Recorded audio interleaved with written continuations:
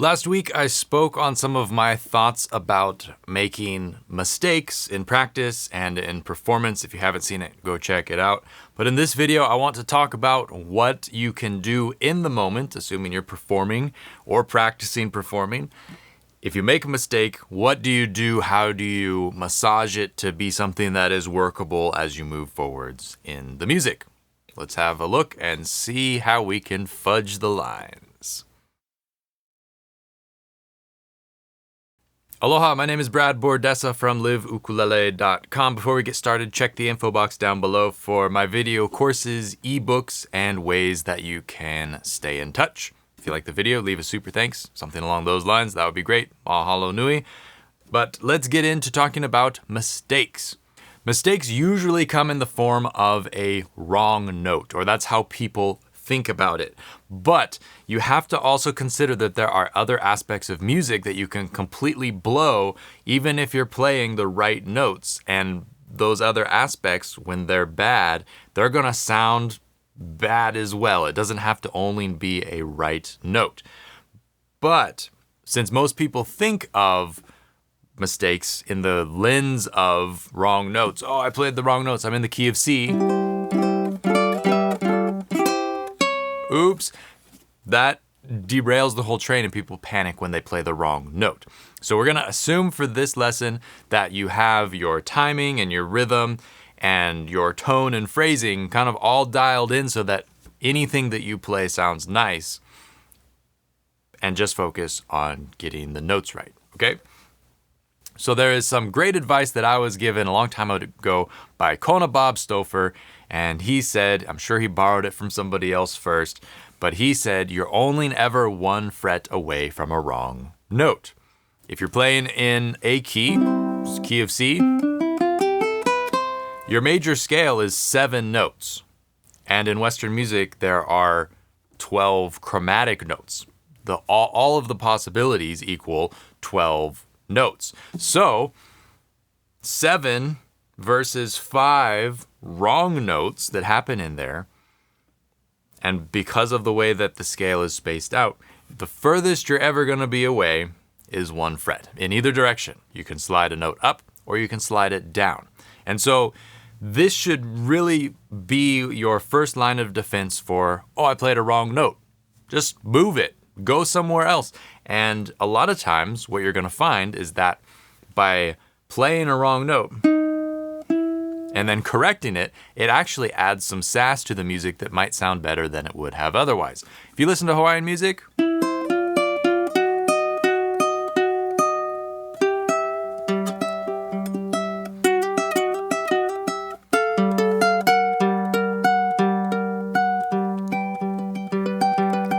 this is wrong, right? Wrong. But because I'm on the way to somewhere, I can use it just as an anticipation thing. And because your ear knows the context of what's happening, it sounds right as soon as I go to where I'm intending to go. So when you make a mistake and you play a wrong note, you can get out of trouble very easily if you can see where you're going to go next, if you can imagine a way to correct it down the road. And anytime somebody plays a wrong note, a professional player who you love and you see them on stage, you go see them perform, when they play a wrong note, it doesn't matter that they played the wrong note. What matters is what they play after it, how they move to something else that does sound right. Because 9 times out of 10, the wrong note can be corrected up or down, and it works just fine.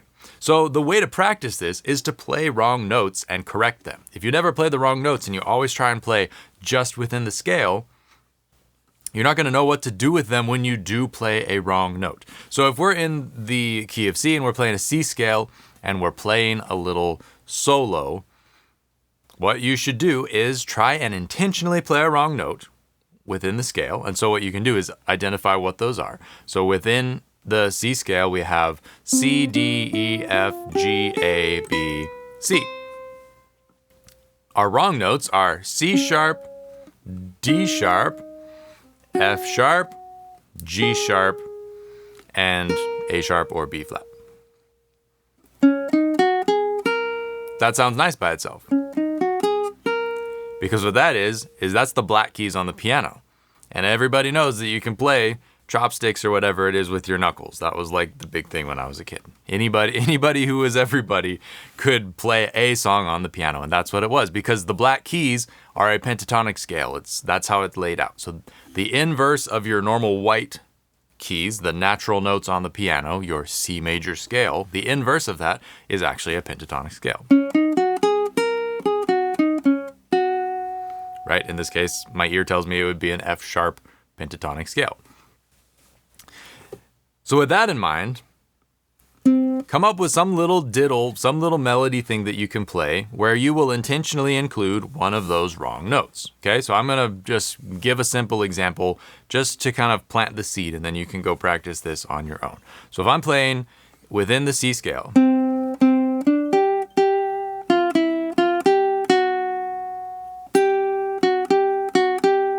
and if you play something again and you repeat it like you intended it, you correct it the first time, but then you play it again and correct it again, it becomes to sound way more intentional, right?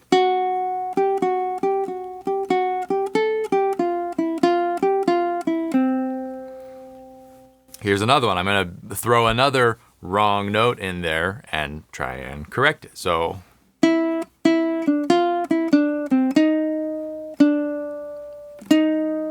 As long as you don't panic when you hit one of those wrong notes, it almost always is going to add pizzazz to what you play as opposed to derail the whole thing. If you panic and you stop the song, then it's a problem. If you don't, if you just, okay, wrong note, you don't, if you sit on it and you act like you, like in the performance moment, oops, I played a wrong note. You kind of hold it there and you act like, like that's part of what I played. Maybe it wasn't exactly what I wanted, but I'm not afraid of this moment that I have created, is basically what you need to come to terms with. You play a wrong note and you correct it. You move one fret to either side.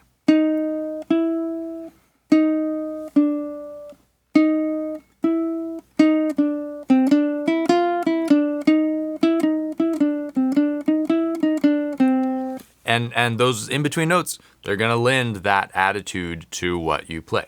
So first thing to do is, I think, play through the C scale and create a little riff, a little solo, a little melody with it. And then one by one, intentionally hit all of the wrong notes and see what you can figure out. Another way that I like to think about this is that when you have the major scale, it's made up of a whole step, half step, whole step, whole step, whole step, half step. That is the distance pattern that is true for every single major scale. And so those distances between the notes, they hold up that sound, that relativity, the relationship between all of the tones that we're used to hearing, do, re, mi, fa, sol, la, ti, do. Anytime there's a whole step, in between the whole step, the middle note that you're skipping is the wrong note. But that wrong note is, of course, nestled between two right notes. We've already talked about that. But it's also like a grouping of three. If you play the whole step distance, but instead of playing it as skipping, if you play it all the way through, it becomes a chromatic movement that I find is helpful for thinking about it intentionally. Okay? So for instance, on this E flat here, or the D sharp, where we're going is C, D, E. And I'll play it just on the C string so it's visible, the whole step is visible there. We're skipping the E flat. But if you play them all back to back, half step to the E, all of a sudden it's chromatic. It's an intentionally chromatic movement. So another way that you can practice getting used to the wrong notes is to play them chromatically.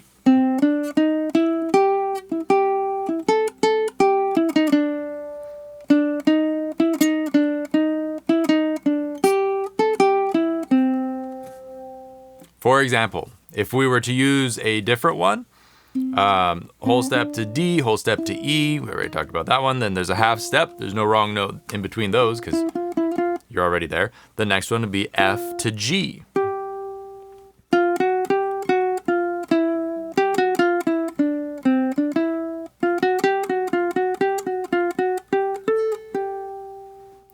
You sit there and you massage just that chromatic line.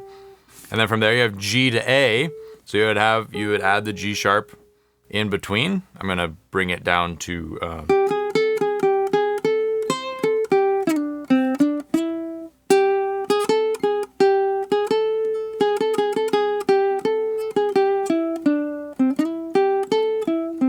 and what you'll find is as you start leaning on these wrong notes and you intentionally hit them and you intentionally correct them or move them or massage them to one of the in notes, we can think of right and wrong is kind of a bad way to look at it.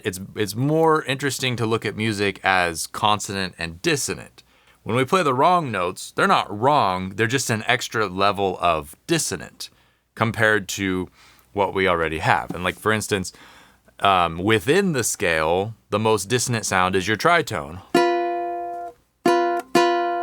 If I play those together, they sound really gnarly, but they're in the key.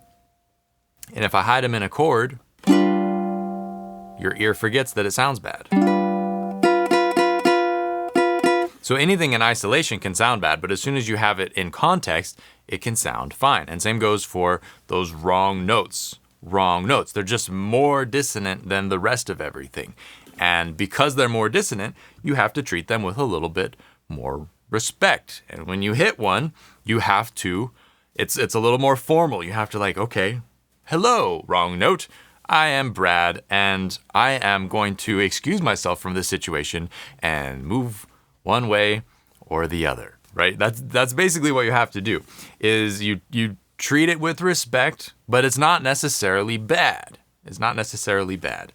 So chromatic moves are going to be a huge help, at least they are in my head, for feeling comfortable moving between things. And a lot of this stems from Hawaiian style playing where you're using double stop sixths. Because within Hawaiian music, you play something like this.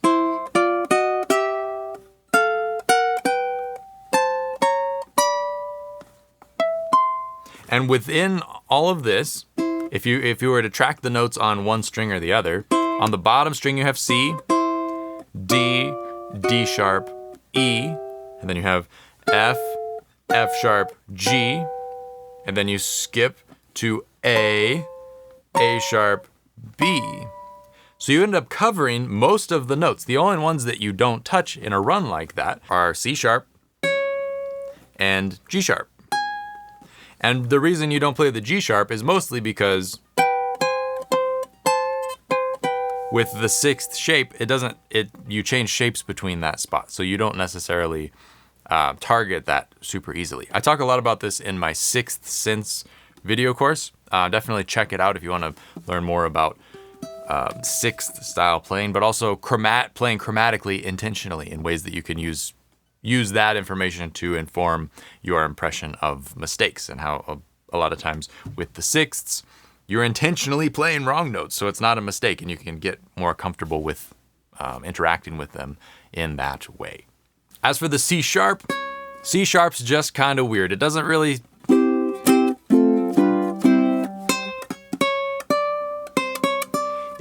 have a destination if you chromatically walk from C sharp, D. Just the way that music sits, it is not typically a movement that you make. We take a half step dip from the B to the C, but the C sharp to the C, rarely used. So if there was like a most dissonant note, I would say that it's probably that half step above the root. So in this case, C to C sharp. But in that case, it's still not the end of the world if you don't stop or act like it's a panic situation. C sharp, I'm just going somewhere, right? Or I'm going down. It's really about being bold. If you can convince the audience that instead of making a mistake, you were just bold in that moment, you're going to be able to pull off almost anything. That's like the smoke and mirrors trick of a musician. Yeah, I meant to do that, exactly. So take this video as permission to experiment, permission to intentionally play wrong notes so that you know how to get out of them. It's one thing to say that wrong notes are fine, you just have to correct it. But if you don't spend time doing that or hearing what they sound like when you do hit them, you're not going to be familiar with it. And when your finger slips on stage and you play a wrong note, you're going to panic. But instead of panicking, just get to where you got to go. If I'm playing a little passage or something, and that's what I need to play,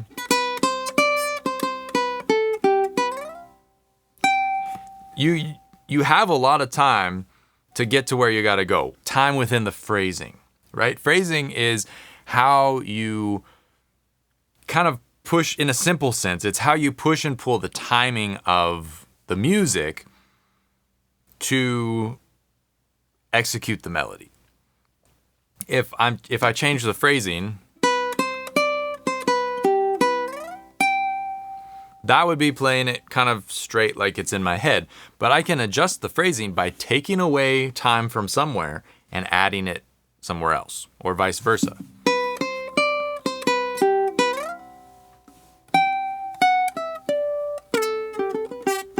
Whatever you're gonna play, that phrasing, you have to adjust the phrasing to go with your outside notes, your dissonant notes when you hit them.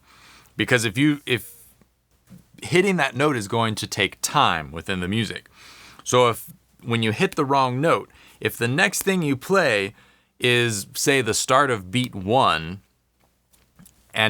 and when you played the wrong note, you were supposed to be on beat 1, you've just added a little bit of time, and the whole time of the song is now off. You've added a beat.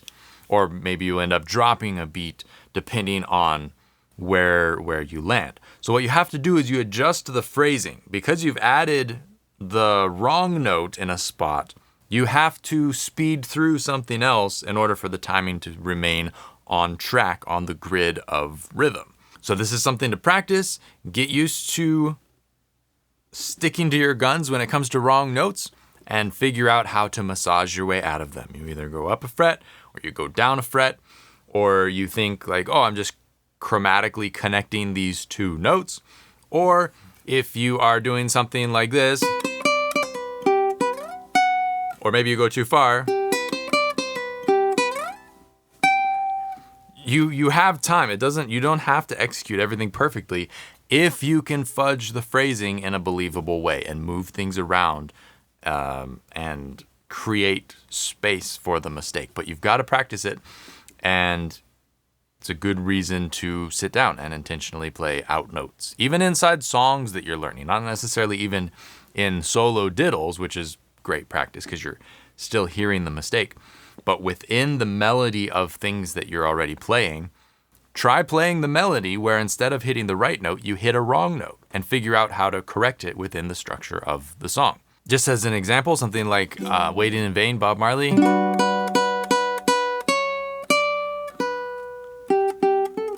I could convince you that instead of the C, it's supposed to be C sharp. It's supposed to be that. But instead, it's just a different flavor. And if you just work your way through it and you continue on like that's what you intended to do, a lot of times you'll get away with that as well. And you don't have to even do anything special to the mistake. You just play it. Send it, poke it in there, and then, commit to it, and that will just be that part of the song. Next time that you come around to it, you could gaslight your mistake by playing it again. And then you really convince everybody that, like, I thought that maybe he played a wrong note, but I think that's what he meant to play. And then, like, who knows? The reality of the music has forever shifted, and you did that. You made it happen. So that's some things to try. Give it a whirl, see what you think. And if you want to learn more about chromatically playing, especially with double stops, check out my video course, Sixth Sense. Talk a lot about that in there, and we learn some Hawaiian songs and how to sound Hawaiian and use chromatic movements to sound Hawaiian. Without chromatic movements and without wrong notes, there would be no modern Hawaiian music. That is the sound, is playing wrong notes as much as possible. So take that as you will. Practice it. See what you come up with. And hopefully that's helpful. Catch you in the next one. Aloha.